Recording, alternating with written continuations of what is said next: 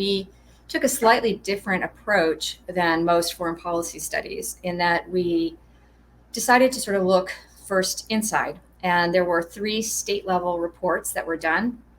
First, Ohio, then Colorado, and then Nebraska, 3 pretty different states in their kind of economic composition, how outwardly oriented they are, the industries that are more outwardly oriented.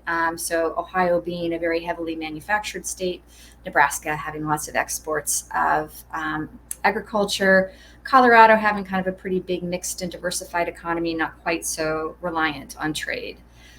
And in all 3 places, though slightly different in all 3 places, people are generally supportive of trade. And you see that in public polling also.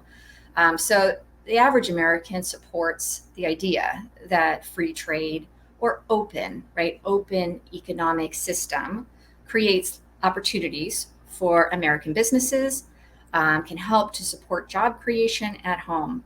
But they also kind of in another breath will say they're also concerned about some of the distributional impacts that trade has had in certain localities.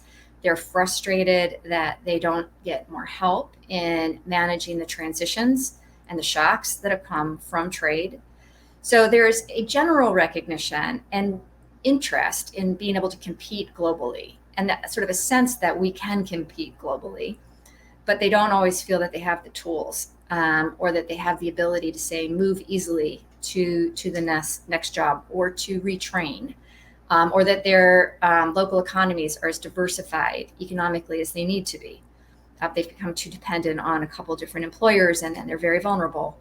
And so I think that when you talk to people, they sort of generally understand and do support trade and economic engagement globally, but they want a better policy mix to help make that less risky for American workers.